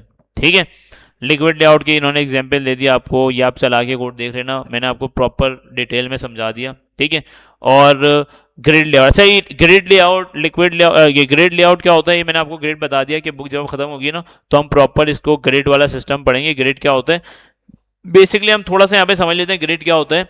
ग्रिड बेसिकली क्या होता है कि आपकी जो स्क्रीन है ना उसके 12 हिस्सों के अंदर डिवाइड होता है। ठीक है, मतलब कि देखिए अगर आप यहाँ पे बॉक्स देखें ना, 1, ये ग्रे जो इन्होंने किए हुए हैं, ये कितने, 3, 6, 9, 12। तो ग्रिड सिस्टम जब भी आप यूज करते हैं ना तो ये आपका 12 कॉलम आपके पास बना है, जिस तरह आपने एक्सेल के अंदर देखे ना कॉलम बने हुए होते हैं, तो इस तरह यहाँ पे भी क्या करते हैं आपकी स्क्रीन के 12 कॉलम बना देते हैं। तो ये ग्रिड सिस्टम की एग्जाम्पल है। बाकी हम इसको प्रॉपर डिटेल में, इसका पूरा एक जो है ना हमारी क्लास होगी, हो सकता है एक नहीं 2 क्लास हो जाए, तो हर की क्लास में जैसे हम जाएंगे तो देखेंगे। ठीक है, अच्छा ये बता रहे हैं पॉसिबल लेआउट क्या हो सकते हैं। अगर आपके पास 96 पिक्सल की वाइड स्क्रीन है तो उसके अंदर 12 कॉलम अगर आप करें तो देखिए आप इस तरह से, अगर देखें इसने ऊपर मैंने बताया आपको बनाना क्या है, इससे मतलब है आपको क्या बनाना है, एक आपकी वेबसाइट होगी जिसके अंदर टॉप के ऊपर लोगो होगा, उसके बाद आपके पास जो है ना 4-5 यूआरएल होंगे, पेजेस होंगे, उसके बाद आपके पास फीचर का एक सेक्शन होगा जहाँ पे आपके पास इमेज होगी, 3-4 आपके पास कार्ड होंगे, और नीचे आपके पास इस तरह से फुटर आ जाएगा। तो आप बोल रहे हैं अगर आपको ये वाला लेआउट बनाना है, ठीक है, तो आप किस तरह बना सकते हैं, सिंपल आप इस तरह से, अगर आप इस तरह से 12 ग्रिड के ऊपर बनाते हैं तो आपने टॉप के ऊपर क्या करना है भाई, 940 पिक्सल दे दें आप। उसके बाद से 2 कॉलम बनाने, 2 बॉक्सेस बनाने, तो सबको आप 6-6 की एग्जाम, मतलब 6 बॉक्स इसको दे दें, 6 ग्रिड आप इसको दे दें, तो आपस में डिवाइड हो जाएगी। फिर वो बोल रहा है कि अगर आपको लेआउट बनाने 3 का, तो आप जो है ना 4 बॉक्सेस इसको दे दें, 4 कॉलम इसको दे दें, 4 कॉलम इसको दे दें। अगर आपको लेआउट बनाने 4 का तो आप 220, तो इसे आपको डिवाइड करना सिखा रहे हैं। लेकिन ग्रिड सिस्टम जब हम सीखेंगे ना तो हम डिटेल में इसको सीख लेंगे कि भाई ये ग्रिड सिस्टम, बस आपने अभी ये याद रखना है ग्रिड सिस्टम क्या होता है, जिसके अंदर 12 कॉलम्स के ऊपर चीज डिवाइड होती है। ठीक है, बाकी इन डिटेल में हम जब इसके ऊपर टॉपिक के ऊपर आएंगे, क्योंकि इसने भी ऊपर ऊपर से बताया हुआ है, इसने कोई कोड नहीं बताया, ऐसे ऊपर ऊपर से बताया और इसने जान छुड़ा ली अपनी। लेकिन प्रॉपर इसका कोड क्या होता है, किस तरह इसके अंदर चीजें होती है, लिखते किस तरह, वो हम देखेंगे। ठीक है, CSS फ्रेमवर्क्स क्या होते हैं, CSS के बहुत सारे फ्रेमवर्क्स हैं। ठीक है, हम भी यहाँ पे देखेंगे बहुत सारे फ्रेमवर्क है CSS के, जैसे हम एक बूट स्टेप देखेंगे। ठीक है, उसके बाद हमारे पास और भी प्लेट टेलवेंट CSS भी करके हमारे पास आजकल मार्केट में चल रहा है टेलवेंट CSS, तो वो भी हम देखेंगे जैसे जैसे हमें टाइम मिलेगा। लेकिन मैंने आपको बता दिया 2 तरीकों से हमारी जो आज के टाइम पे जो वेबसाइट बनती है, एक फ्लैक्स बॉक्स, एक ग्रिड सिस्टम। 2 में से आप एक भी यूज कर लेंगे ना, आपकी वेबसाइट बन जाएगी और प्रॉपर और अच्छी बन जाएगी। जितना भी कॉम्प्लेक्स लेआउट हो आप फ्लैक्स बॉक्स से या ग्रिड सिस्टम से, दोनों को मिला के ही बना सकते हैं। एक वक्त के अंदर एक यूज करके भी आप बना सकते हैं, एक वक्त के अंदर दोनों यूज करके भी बना सकते हैं। ठीक है, तो इसका कोई इशू नहीं है कि भाई आप बोलेंगे एक वक्त के अंदर एक यूज करें या नहीं, तो वो हम आगे जाएंगे तो हम इसको देख लेंगे। ठीक है, अच्छा ये ऑलरेडी हम बता चुके थे, मैं आपको बता चुका था कि भाई अगर ये, क्योंकि देखिए आप बुक के अंदर अभी आ रहा है, हम ऑलरेडी पढ़ चुके थे कि अगर आपको एक HTML फाइल के अंदर मल्टीपल CSS फाइल लगानी है तो आप लगा सकते हैं। याद है हमने देख लिया था ये कि CSS के 2 लिंक लगा दें, या फिर इस तरह से देखिए इंपोर्ट ही बता रहा है आपको कि आप सिंपल उसको इंपोर्ट कर लें। ठीक है, अच्छा ये बोल रहा है कि अगर आपको CSS, अच्छा ये वाला हमने देखा था HTML के अंदर, ये बोल रहा है कि अगर CSS के अंदर आपको एक और CSS फाइल लगानी है तो वो आप इंपोर्ट के जरिए लगा सकते हैं। फॉर एग्जाम्पल मेरे पास 2 CSS की फाइल बनी हुई है। ठीक है, इस तरह से एक और CSS की फाइल बनी है, यहाँ पे मैं बना लेता हूँ एक और CSS की फाइल, न्यू फाइल इसको बोलते हैं main.css। अब अगर मुझे HTML के अंदर लगानी है तो वो तो हमने देख लिया था, एक और लिंक कॉपी पेस्ट करेंगे, उसकी स्टाइल का नाम चेंज कर देंगे। लेकिन अगर मुझे काम, मतलब एक CSS की फाइल मैंने बनाई हुई है और इसको मैंने कनेक्ट किया हुआ है HTML के साथ, ऐसा ही है। अब मैं चाह रहा हूं कि भाई मेरी जो ये वाली फाइल है ना मेन, वो कनेक्ट हो जाए CSS इस फाइल के साथ। ठीक है, तो इससे होगा क्या कि वो फाइल इससे कनेक्टेड है और ये दोनों फाइलें HTML से कनेक्टेड है, तो मेरी इस तरह से ये वाली फाइल भी चल जाएगी, ये वाली फाइल भी चल जाएगी, दोनों स्टाइलिंग चल जाएगी। आप डायरेक्ट लिंक के टैग के अंदर HTML के अंदर ला के भी लगा सकते हैं। और ये जो अभी तरीका बता रहा है इंपोर्ट वाला, जिससे आप क्या कर सकते हैं कि @import URL, और URL क्या देना है, जो भी आपके फाइल का नाम है। तो इससे क्या होगा कि इस फाइल के अंदर जो भी आपकी CSS होगी वो सारी आपकी इस स्टाइल की फाइल में आ जाएगी, और ये ऑलरेडी आपकी स्टाइल की फाइल यहाँ पे अटैच है, तो दोनों CSS की फाइलें चल जाएंगी। एक तरीका तो इन्होंने ये बता दिया, दूसरा तरीका क्या था, हम सिंपल इसको कॉपी करके यहीं पे पेस्ट कर देंगे तो हमारा दोनों चल जाएंगे। हाँ, डायरेक्ट लिंक करके कर सकते हैं, ये तो हम देख चुके थे, लेकिन CSS ने हमें एक और तरीका बता दिया था कि भाई अगर आपको बार बार HTML के अंदर नहीं करना, आप CSS के अंदर उसको इंपोर्ट कर लें, चलनी तो दोनों ही है, ठीक है, कान यहाँ से पकड़ लें वहाँ से पकड़ लें, एक ही बात है, ठीक है। तो उसने ये तरीका बता दिया कि आप दूसरी फाइल CSS इस फाइल के अंदर इंपोर्ट कर दें, और ये वाली फाइल आप HTML के साथ लगा दें, ठीक है। तो दोनों वहाँ भी लगा सकते हैं, यहाँ लगा के, वही वाली बात है, ठीक है। देखिए बता भी रहे हैं, this example on this page uses one link, कि एक लिंक आप यूज करके दूसरी तीसरी, देखिए ऐसा होता है कि जब प्रोजेक्ट बनाने बैठते हैं ना, अभी तो हम एक मतलब छोटी छोटी प्रैक्टिस कर रहे हैं, लेकिन जब प्रोजेक्ट बनाने बैठते हैं ना, बड़े बड़े प्रोजेक्ट जिसके अंदर 100 150 सिर्फ स्टाइल की फाइलें होती हैं, तो फिर आप सोचें कि HTML की फाइल कितनी होंगी, जावास्क्रिप्ट की फाइलें कितनी होंगी, तो बहुत सारा कोड होता है। एक फोल्डर स्ट्रक्चर जब बनता है, अभी तो हम 3 4 5 ज़्यादा से ज़्यादा हमने 30 पेजेस बना लिए थे, उसके अंदर आप लोगों ने देखा था एक पेज दूसरे से कनेक्ट नहीं हो रहा था, यहाँ से वहाँ लिंक जा रहा था, पता नहीं चल रहा था आपको। तो आप देखें 30 पेज के अंदर आपकी ये हालत हो गई। जब एक वेबसाइट आप बनाने बैठते हैं, प्रॉपर एक बड़ी वेबसाइट होती है, क्लाइंट की वेबसाइट होती है, या कोई प्रॉपर एक प्रोजेक्ट या प्रोडक्ट होता है, तो उसके लिए आपको जो है ना, अगर 100 पेजेस 80 पेजेस 90 पेजेस इस तरह की बड़ी वेबसाइट बनानी पेजेस जिसके अंदर पेजेस ही पेजेस हैं, तो उसका कोड भी ज़्यादा होगा। अब होता क्या है कि उनकी CSS की फाइल भी ज़्यादा होंगी, तो आप सारे कोड सारी लाइनें अगर HTML के अंदर लगाने बैठेंगे ना, तो क्या होगा, पूरा HTML का पेज भर जाएगा। तो इसलिए ये ऑप्शन दिया उन्होंने कि भाई आप CSS की फाइल के अंदर एक और CSS फाइल कनेक्ट कर सकते हैं, और उसके अंदर एक और, उसके अंदर एक और। तो आप देखें इसने क्या कर दिया, कड़ी बना दी कि एक CSS की फाइल जो है ना, लिंक वो HTML के साथ कनेक्टेड है, बाकी आप क्या कर सकते हैं, एक के अंदर एक अटैच कर दें, उसके अंदर उसको, उसके अंदर उसको, इस तरह कड़ी बना दें और पूरी छूट जाएगी। तो इस तरह भी चला सकते हैं। तो अच्छी जुगाड़ बता दी इसने, ठीक है, वरना हम वही करते रहते हैं। तो ये भी अच्छा तरीका है, जुगाड़ तो नहीं है, तरीका है वैसे, ठीक है। मल्टी स्टाइल शीट देंगे, अब ये लिंक के जरिए बता रहे हैं, तो दोनों काम बता दिए आपको, जो इजी लगे आप कर सकते हैं। वैसे देखा जाए ना तो ये वाला काम अच्छा है थोड़ा सा, ठीक है, कड़ी जुड़ती रहेगी, काम चलता रहेगा, 100 फाइलें एक ही साथ कनेक्ट होगी। ये भी तरीका सही है, ये भी तरीका सही है, ठीक है। ठीक है, तो हमारा ये चैप्टर आज खत्म हो गया है। मेरे ख्याल से अगली जो क्लास होगी ना, उसके अंदर हम अगले तीनों चैप्टर पढ़ लेंगे, ठीक है, क्योंकि हमारी क्लास का टाइम हो गया एंड, ठीक है। देख लेते हैं अगले। अच्छा, अगला चैप्टर इमेजेस का है ना, उसके अंदर इमेज का साइज कंट्रोल करना है, तो वो ऑलरेडी विथ हाइट से हम कर लेंगे। बस इसके अंदर देखिए अलाइनमेंट करनी है इमेज की, वो हम अलाइनमेंट कर लेते हैं कि भाई विथ क्या चाहिए, हाइट क्या चाहिए, सेंटर में रखना है तो फ्लोट लेफ्ट कर देंगे, फ्लोट राइट कर देंगे, ऑलरेडी हमने पढ़ लिया, लेफ्ट राइट बोथ, बोथ जैसे ही करेंगे तो वो सेंटर में आ जाएगा। वरना सेंटर में करने के लिए हमने ये भी देखा हुआ है कि मार्जिन ऑटो कर देंगे तो उससे भी सेंटर में आ जाती है चीज़, ठीक है। एडिंग बैकग्राउंड इमेज, ये तीसरा जो टॉपिक है ना, ये इसके अंदर इंपॉर्टेंट है, और यही इसके बाद जो है ना, इस चैप्टर के अंदर यही इंपॉर्टेंट है। उसके बाद हमारे कितने चैप्टर रह जाएंगे, जो सारी थ्योरी होगी, तो मेरे ख्याल से हम जो अगली क्लास होगी ना, उसके अंदर ही ये बुक को हम खत्म कर देंगे, ठीक है। जिसके अंदर हम देखें तो लेआउट हमने आज पढ़ लिया है, इमेजेस हम अगली क्लास में पढ़ के, बस उसके बाद तो कुछ है ही नहीं, ठीक है। 4 चैप्टर अगली क्लास में जल्दी जल्दी पढ़ के, इसके अंदर डिजाइन एंड प्रोसेस सारी थ्योरी है, और इसका चैप्टर मैंने आपको बता दिया सिर्फ ये इंपॉर्टेंट है, ठीक है। बाकी already with height controlling size हम पढ़ चुके हैं। तो मेरे ख्याल से जो है ना, आज की क्लास हम ये रखते हैं, ठीक है। आप प्रैक्टिस कर लें, मैं आपका एक असाइनमेंट जो है ना अपलोड कर देता हूँ पोर्टल के ऊपर, और फिर जो है ना उसको आप बना लेना, ताकि आपका फ्लोटिंग वाली ये सारी जो है ना जो प्रैक्टिस है वो हो जाएगी। फिर इंशाल्लाह अगली क्लास में CSS ख़त्म करेंगे, और फिर एक आपको एक असाइनमेंट देंगे जो आपकी, जिसके अंदर पूरी CSS जो हमने बुक के अंदर पढ़ी है ना, वो आप ऐड कर लेंगे, ताकि इससे हो जाएगा कि आपको CSS आ गई है, ठीक है। बाकी अपनी जो रिकॉर्डिंग है उसको स्टॉप कर लेते हैं।